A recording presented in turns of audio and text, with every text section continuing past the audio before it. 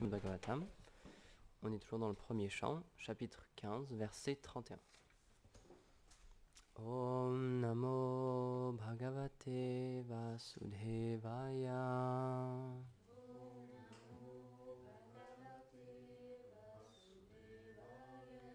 Om Namo Bhagavate Vasudevaya.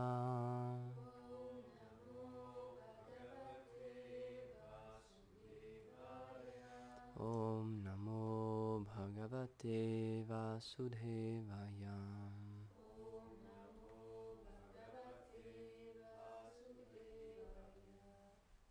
Vishoko Brahma Sampatya Sanchina Dvaita Samsaya Lina Prakriti Nirgunyadam Alingatvad Asambhava. Traduction. Il devint libre de la lamentation par la richesse de son amitié avec Krishna et vainquit tout doute. Il était au-delà des influences de l'énergie matérielle et par conséquent sans forme matérielle. Il ne pouvait prendre naissance dans ce monde. Donc on parle d'Arjuna. Commentaire. Srila Vishwanath Chakravarti Thakur cite Krishna. Tu vas venir à moi sans aucun doute. Fin de la citation. Telle est la prédiction du Seigneur. Ô Arjuna, en temps voulu, tu viendras à moi. Par affection, je te révèle le moyen pour que tu puisses y arriver dès maintenant. Car, à cause de l'immense séparation que tu ressentiras pour moi, dans le futur, tu essaieras de m'atteindre. Fin de la citation. En tant que l'ami éternel du Seigneur, Arjuna n'a pas de corps matériel. Il n'est pas sujet aux influences matérielles.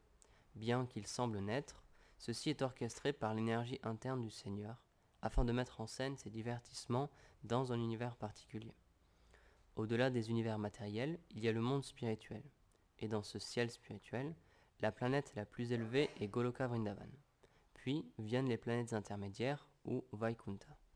Cette planète de Goloka est divisée en différentes parties, dont Gokul, Mathura et Dwarka.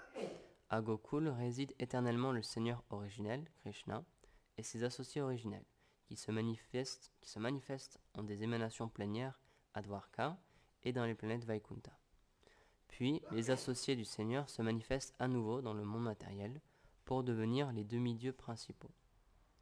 Lorsque le Seigneur accomplit simultanément ses divertissements avec ses associés dans ses demeures éternelles et dans l'univers matériel, ses associés se manifestent comme des reflets directs, alors que lorsqu'ils se manifestent comme les demi-dieux, ils sont des ombres ou des expansions partielles. Ainsi, lorsque Krishna vient dans le monde matériel, toutes ces émanations plénières entrent en lui.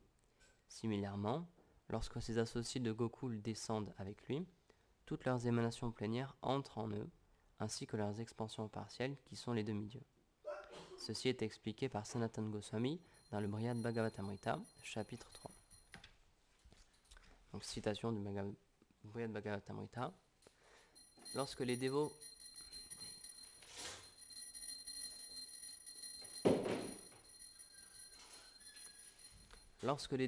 qui vivent avec Krishna dans Gokul semblent fusionner, sous un prétexte quelconque, dans leur propre incarnation élargie, cela est tout comme la fusion des expansions de Krishna avec lui. Lorsque les sages nous disent par conséquent que les expansions des associés de Krishna descendent pour devenir les associés d'origine, ce qu'ils veulent dire, c'est que les expansions se fondent dans les originaux. Brihad Bhagavatamrita 3.6, 207 à 208. Je vais m'arrêter là parce que c'est un très long commentaire. On continue un autre jour.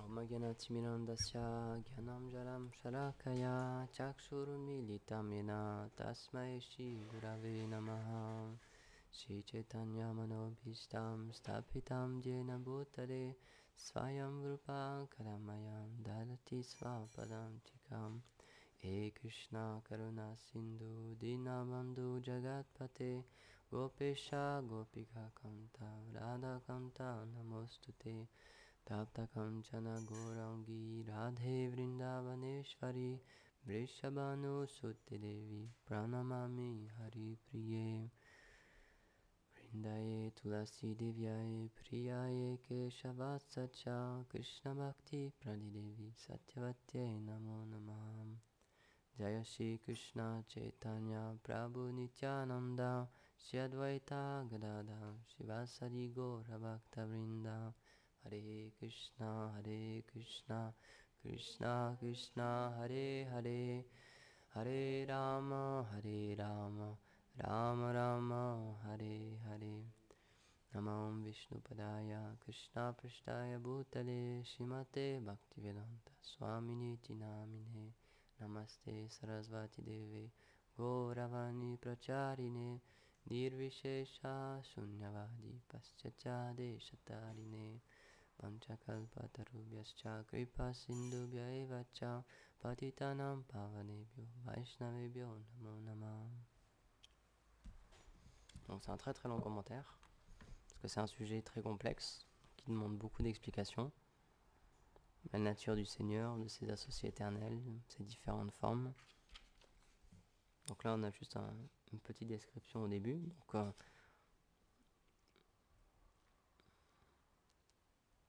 Donc tout d'abord c'est expliqué qu'il existe deux types d'endroits. Il y a le monde matériel et le monde spirituel. Donc rien que ça, c'est un sujet dont on parle pas beaucoup dans notre géographie et dans notre science occidentale. On connaît la Terre, on connaît la Lune, on connaît Neptune, le Soleil, Mars, etc. Donc on connaît notre galaxie qu'on appelle la Voie lactée, parce qu'elle a une forme particulière. Et grâce à des satellites, grâce à des télescopes, etc., on a conscience qu'il y a aussi d'autres galaxies, qu'il y a des étoiles qui sont très très loin, qu'il y a des galaxies qui sont bien plus grandes que la nôtre aussi, ça on en a conscience déjà. Donc malheureusement je ne connais pas très bien le sujet, mais je sais que très très régulièrement on fait des découvertes et on avance un peu plus dans l'univers et on se rend compte qu'il y a des planètes très très grandes qui sont très très loin de nous, ou alors qu'il y a des planètes qui ont déjà disparu mais qu'on voit encore leur lumière, parce que dans l'espace c'est ça qui voyage, c'est la lumière en fait, c'est pour ça qu'on dit la vitesse de la lumière, c'est ça qu'on calcule dans l'espace. Et donc puisque encore une fois c'est une vitesse, c'est pas instantané, mais c'est tellement rapide que nous ici sur la Terre, en distance de kilomètres, ça paraît instantané. Sauf qu'il y a une vitesse bien précise, donc c'est pour ça que dans l'univers, si on observe par exemple une étoile ou quelque chose qui est très très loin, en fait ce qu'on voit, donc c'est comme un reflet, c'est la lumière qui est projetée, mais c'est quelque chose qui est déjà vieux. Le temps que ça nous arrive à nous, qu'on puisse le percevoir, la chose qui a émané cette lumière, elle a déjà changé en fait. Quand les distances s'agrandissent, là on commence à avoir une perception de ce que c'est le temps au niveau de la lumière. Mais nous, c'est instantané. Le son, on a une perception que c'est différent. Par exemple, si, pour ceux qui ont déjà joué à du football ou du rugby, quelque chose comme ça, quand on est dans les gradins et qu'il y a quelqu'un qui frappe le ballon, il y a un temps avant que nous, on perçoit donc, la vitesse de la lumière, on voit l'image, on voit quelqu'un qui frappe dans le ballon, et ça prend quelques secondes pour entendre le son, en fait, de la personne qui a frappé. Donc, j'ai plus le chiffre en tête, je sais plus ce que c'est exactement, la vitesse du son, mais c'est quelque chose qu'on a calculé, et rien que ça, on peut voir, nous, à l'œil nu, on peut voir qu'il y a une différence. Et donc, dans l'espace, c'est démultiplié, puisque ce qu'on voit, c'est vraiment pas instantané, c'est vraiment quelque chose qui est vieux de dizaines, centaines de milliers d'années même parfois. Donc il y a des scientifiques qui arrivent à comprendre que ce qu'ils observent au loin, par exemple c'est une étoile qui a déjà disparu, qui n'existe déjà plus, ou c'est une galaxie mais qui a déjà changé en fait. Ce qu'on voit c'est déjà très vieux.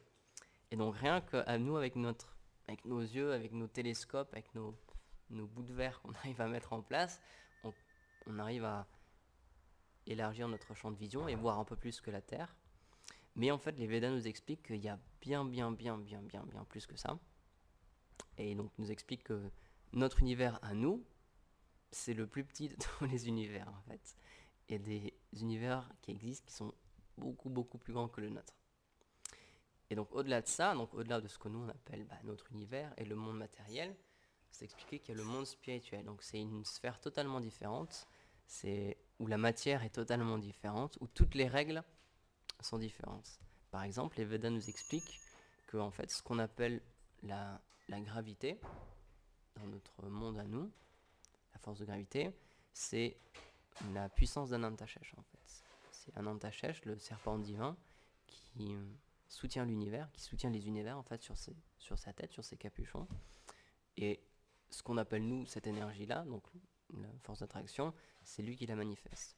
De la même manière, ce qu'on appelle le temps, les Védas ils appellent ça Kala, et en fait c'est une énergie du Seigneur aussi. C'est directement le Seigneur qui agit dans ce monde.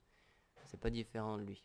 Donc c'est pour ça que Srila Prabhupada explique que tout le monde rencontrera Dieu au moment de la mort, puisqu'il vient en tant que le temps et en tant que la mort, personnellement. Donc tout, c'est d'expliquer que le Seigneur, puisqu'il est le Seigneur suprême, il imprègne tout. Il n'y a rien qui est séparé de lui, et c'est lui qui il est l'origine de tout. Donc c'est pour ça qu'il existe partout. C'est dans ce sens-là qu'on dit que tout est Dieu. Pas dans le sens que nous sommes Dieu, mais tout ce qui a été créé, c'est son énergie, ça lui appartient. Et en allant un peu plus loin, les Védas expliquent que, comme d'autres traditions d'ailleurs, qu'on est fait à l'image de Dieu. Donc c'est-à-dire qu'on lui ressemble, comme l'expliquait Gurudev, dans le sens que si nous on a un visage, on a des yeux, on a des membres, on a des sentiments, on a des émotions, etc., ça veut dire que ça prend naissance dans le Seigneur. Ça veut dire que c'est lui qui, originellement, il manifeste ces choses-là, et que nous, puisqu'on est créé à son image, ben on les a obtenues aussi. À certaines différences près quand même. Donc les Védas nous expliquent que qualitativement, on est semblable au Seigneur, mais en quantité, c'est différent. On a des qualités, nous aussi. On peut être beau, on peut être fort, on peut être intelligent, mais c'est limité. Il y a une limite à cette chose-là. Alors que le Seigneur, il manifeste toutes ces qualités-là à l'infini, dans leur plénitude. Et nous, à l'inverse, on peut manifester certaines de ces qualités, pas toutes d'ailleurs, certaines de ces qualités, mais à une petite échelle seulement. Donc, c'est dans ce sens-là, en fait, que les Védas sont... c'est comme un schéma, en fait, c'est un livre explicatif de qu'est-ce que c'est que cet univers.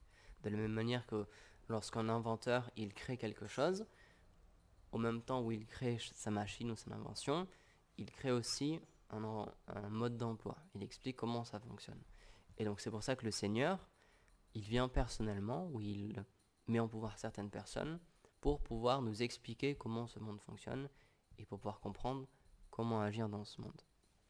Donc, comme c'est expliqué dans ce verset, parfois il vient personnellement, directement. Parfois il envoie ses associés, parfois il vient avec eux, mais parfois il vient lui personnellement. Donc les Védas, ils donnent une liste des différents avatars que le Seigneur va manifester, les différentes manières dont il va apparaître dans ce monde. Donc le dernier en date, c'est Sri Chaitanya. Donc c'est le Seigneur lui-même qui est venu pour ramener les âmes en fait dans son monde spirituel, comme on l'expliquait. Donc il est apparu il y a à peu près un peu plus de 500 ans maintenant en Inde. Et j'ai expliqué aussi qu'il y aura encore un autre avatar, mais un peu plus tard dans l'âge de Kali. Mais là, ce sera quand les choses seront vraiment dégradées. Et ce sera pour remettre en ordre un petit peu tout ce qui va apparaître plus tard dans le Kali Yuga. Mais pour nous, le plus proche, c'est le Seigneur Chaitanya. Et donc lui, il est venu justement parce qu'il encore une fois, parce que le Seigneur, il manifeste toutes les qualités pleinement. Le Seigneur Chaitanya, il manifeste cette qualité de compassion. Et donc, il voit qu'on est dans ce monde matériel, et encore une fois, qu'on est un petit peu perdu. On essaie de comprendre quelle est notre place dans l'univers, on essaie de comprendre quel est le sens de la vie, mais on n'arrive jamais à être réellement heureux. Parce qu'on a oublié que notre véritable maison, c'est pas le monde matériel, c'est le monde spirituel. Et c'est ça, en fait, le véritable problème de l'humanité, c'est qu'on essaie désespérément de vivre dans un endroit inhospitalier. C'est expliqué que la définition de ce monde, les Védas expliquent, c'est un monde où règne la mort. Toute chose rencontrera la fin et rencontrera la mort. Il n'y a rien qui est éternel dans ce monde, absolument rien. Même ne serait-ce que la Terre, ce qui est extrêmement difficile à changer, on peut voir qu'au cours des années, encore une fois, les scientifiques qui font des études, et rien que le sol, il change, l'air, il change, les roches, elles changent, tout change en fait. Il n'y a rien qui reste la même chose. Par exemple, donc une des richesses, ce qu'on appelle l'or noir, donc la plus grande richesse pour nous en ce moment, le pétrole, etc.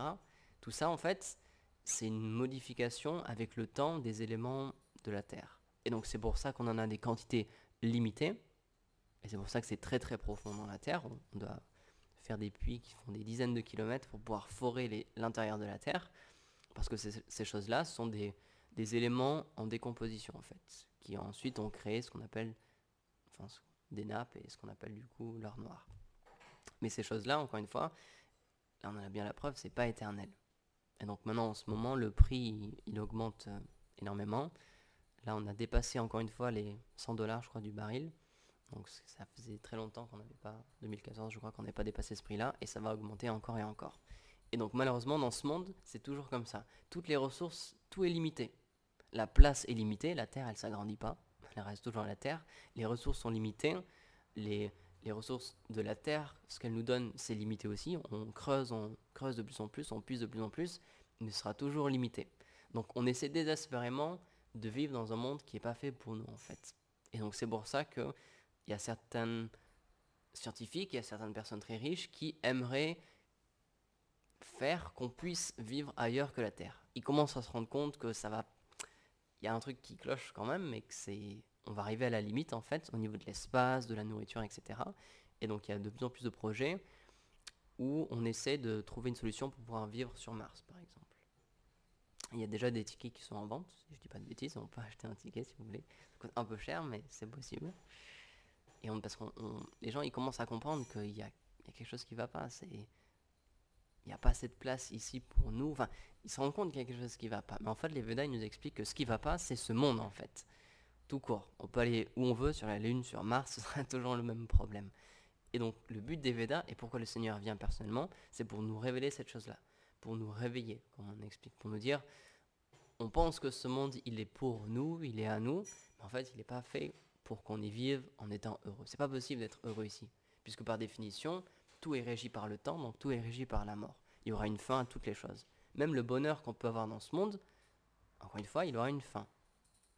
Par exemple, c'est expliqué que dans des sphères plus subtiles, toujours dans le monde matériel, il y a ce qu'on appelle des planètes zédéniques.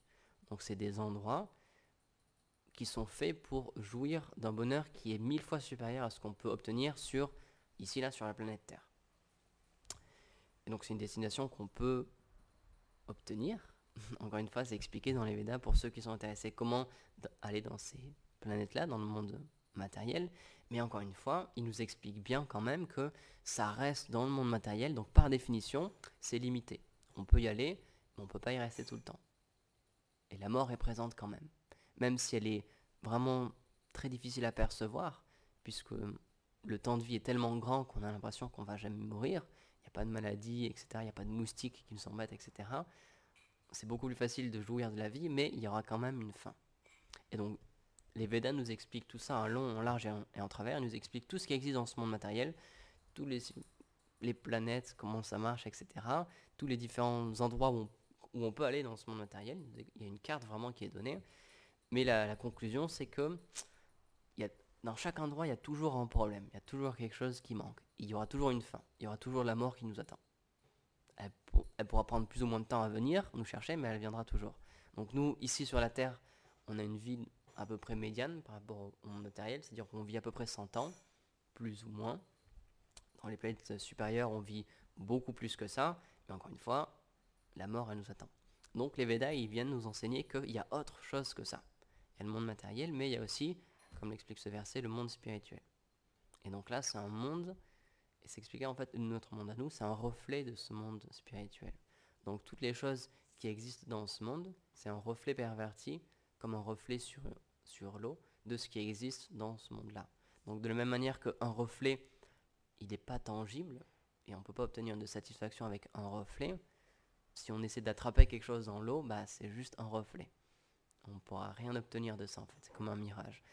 Mais dans le monde spirituel, il y a la chose originale. Il y a les véritables émotions, le véritable bonheur, la véritable vie éternelle. Ce qu'on cherche tous dans ce monde, ça existe dans ce monde-là. Et donc un des buts des Védas, pour les personnes qui en ont vraiment assez de ce monde matériel, c'est d'expliquer comment obtenir ce ticket pour cet endroit dont on ne revient jamais. C'est une chose que Srila Prabhupada a vraiment souligné très fortement. Il a dit quand quand on entre dans ce monde spirituel, on ne revient jamais dans le monde matériel. C'est impossible. Il y a certaines personnes qui expliquent cette chose-là, mais Srila Prabhupada, il est strict par rapport à ça et il nous explique que les Védas prouvent qu'on ne revient pas de ce monde-là. C'est impossible. Et c'est tellement parfait, même au niveau logique, c'est tellement parfait, c'est ce qu'on a toujours cherché, qu'on n'a aucune raison de revenir ici dans ce monde limité. Et donc, comme explique Gurudev, le seul problème pourquoi on a du mal à se connecter avec ce monde spirituel et à vouloir l'atteindre, c'est parce qu'on n'a pas fait l'expérience. Si on n'a jamais entendu parler, par exemple, des plages de Hawaï, si on n'a jamais vu de photos ou de documentaires, etc., on n'aura aucune envie d'aller à Hawaï. Si quelqu'un nous rencontre, si on rencontre un ami, on lui dit « Tiens, j'ai vu vraiment un documentaire incroyable sur les plages de sable fin à Hawaï, ça a l'air vraiment génial. Est-ce que tu veux venir avec moi ?» Et si lui, il n'a jamais rien vu de ça, il n'a jamais même entendu ce nom-là, ça ne l'intéressera pas, puisqu'il n'y a aucun désir qui est né en lui. Il n'a jamais vu cette chose-là. Il n'a pas pu développer ce désir-là. Mais pour quelqu'un qui a vu cette chose-là, ne serait-ce qu'un petit peu, quand il a vu ces belles photos avec le sable fin qui s'étend à perte de vue avec la mer bleue, etc., il dit ça m'intéresse, j'aimerais bien y aller quand même. Donc le but des Védas, c'est de nous donner ce petit aperçu. C'est en nous expliquant, en nous donnant des règles, en nous donnant ce qu'on appelle une sadhana, une pratique spirituelle quotidienne, c'est de nous donner un moyen d'obtenir un petit aperçu de ce monde spirituel. Et donc les dévots du Seigneur nous expliquent qu'une fois qu'on a obtenu un tout petit peu de cet aperçu-là, alors on obtient le désir pour pouvoir quitter ce monde et obtenir ce monde spirituel et aller dans ce monde spirituel. Mais au début, c'est difficile puisqu'on n'a pas eu ce petit aperçu. Donc on en entend parler, mais puisqu'on n'a pas fait l'expérience, on le conçoit avec notre conscience matérielle. C'est comme, chez Bhaktisiddhanta, il avait donné cet exemple, c'est comme l'histoire d'une grenouille qui vit dans un puits, donc avec dans sa petite flaque d'eau au fond du puits, et il y a quelqu'un qui l'invite à aller voir l'océan. Et donc, la grenouille, elle essaie de calculer ce que c'est l'océan. Elle dit, donc je sais ce que c'est l'eau déjà, je sais ce que c'est une étendue d'eau, parce que moi j'ai ma petite flaque ici. Et donc il dit, mais c'est grand comment l'océan? C'est grand comme 2 fois ma flaque? Et il dit, non, c'est bien plus grand que ça. Et mais c'est grand comme 3 fois ma flaque? Ou 5 fois, ou 10 fois? Et il lui dit, mais non, tu peux pas calculer, c'est impossible. Il faut que tu vois par toi-même. Donc nous, avec notre mental, malheureusement, on essaie de comprendre ce que c'est, on peut essayer de comprendre ce que c'est le monde spirituel, mais puisqu'on est limité dans nos expériences, du bonheur, de la beauté, etc., on le minimise toujours en fait. Si on essaie de le comprendre avec notre mental, on n'arrivera jamais pleinement à voir ce que c'est. Puisque tout ce qu'on a à l'expérience, c'est quelque chose de limité, quelque chose qui se désagrège avec le temps, quelque chose qui meurt. Et donc, on ne peut pas comprendre avec notre intelligence et notre expérience, c'est impossible de comprendre ce que c'est le monde spirituel où tout est éternel, où tout est florissant, où tout est beau, parfaitement beau. C'est impossible en fait. C'est pour ça que la foi rentre en compte à ce moment-là. Et donc c'est pour ça que le début du service de dévotion, comme on l'expliquait, le début de cette pratique-là, c'est de cultiver la foi dans ces écritures-là et dans ces descriptions-là pour qu'ensuite on puisse avoir quelque chose de spirituel, une petite révélation spirituelle. Mais au début, ça commence, encore une fois, avec notre intelligence. Et on nous explique qu'il ne faut pas essayer de comprendre avec notre intelligence. C'est impossible, on n'y arrivera pas. C'est pour ça qu'il y a Shraddha, la foi, qui rentre en compte. Et on doit, avec humilité, avec sincérité, on doit essayer de progresser pour qu'on puisse obtenir une goutte de miséricorde et un petit aperçu de ce monde spirituel. Et à partir de ce moment-là, on obtiendra le désir. Et donc c'est pour ça que la sphère spirituelle, c'est quelque chose de très particulier, parce que c'est pas quelque chose de matériel qu'on peut atteindre par nos propres efforts.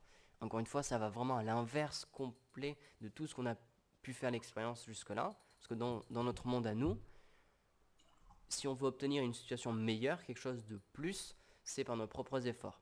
Si dans notre travail, on veut obtenir un poste mieux payé, il faut montrer qu'on travaille bien, qu'on travaille plus que les autres, il faut montrer à notre patron qu'on mérite cette chose-là par nos actions et nos efforts.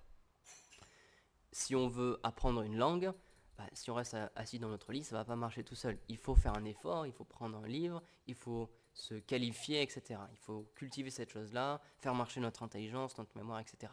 Donc malheureusement, dans ce monde matériel, tout ce qu'on peut obtenir de plus, de meilleur, c'est par nos propres efforts. Or, dans la sphère spirituelle, ça ne marche pas comme ça. Ça marche, c'est quelque chose qui nous est donné. Donc c'est pas un savoir qui est ascendant, qu'on obtient en montant notre propre position à nous, c'est quelque chose qui est descendant, c'est quelque chose qui nous est donné. Comme l'explique Gurudev souvent, on ne peut être qu'introduit dans ce monde-là. C'est impossible par nos propres efforts de prendre un véhicule, prendre une fusée et d'aller dans le monde spirituel. C'est impossible. C'est seulement quelqu'un qui est déjà là-bas, qui nous introduit et qui nous fait venir. Par nos propres efforts, ce sera impossible. Donc c'est pour ça que ces écritures, elles nous donnent ces descriptions, mais elles nous expliquent que pour vraiment, réellement avoir une expérience de ces descriptions-là, il faut l'humilité et il faut demander de les recevoir. Il ne faut pas essayer par nous-mêmes de les atteindre. Donc c'est pour ça que l'érudition en elle-même, c'est pas quelque chose qui nous qualifie spirituellement. C'est un exemple que j'ai déjà donné plusieurs fois. Srila Bhaktisiddhanta, Saraswati Thakur Prabhupada, c'était quelqu'un d'extrêmement érudit. Et pourquoi Krishna l'avait mis dans cette position-là? Très très jeune, il connaissait la Bhagavad Gita par cœur, il pouvait donner des discours sur les écritures, c'était un astrologue accompli, etc. Et quand son père, Srila Bhaktivinoda Thakur, lui a demandé de sérieusement commencer une vie spirituelle et de prendre un maître spirituel pour pouvoir progresser, quand il est allé voir chez Jagannath Das Babaji Maharaj, c'était la disparition hier, il a demandé de recevoir chez la Gaur Krishna Das Babaji Maharaj, il allait voir, il a demandé de prendre initiation pour réellement commencer à progresser spirituellement, parce que les Écritures nous expliquent que c'est une fois qu'on a reçu un maître spirituel qu'on peut progresser. Il lui a répondu, mais je ne veux pas t'instruire spirituellement, regarde, tu es tellement quelqu'un d'intelligent, tu as écrit tellement de livres, tu es un si grand astrologue, et moi je ne sais même pas lire. Donc il dit, je ne suis pas qualifié, je ne peux rien t'apporter. Et donc chez la Bhaktisiddhanta, il écrit, il dit, c'est à ce moment-là que je me suis rendu compte que ça peut être un empêchement pour la vie spirituelle même, la haute qualification matérielle de l'intelligence et du savoir. Donc encore une fois, c'est pour ça que ça nous définit absolument pas, le fait d'être qualifié matériellement, d'être très intelligent, etc. C'est juste une question de foi et de désir.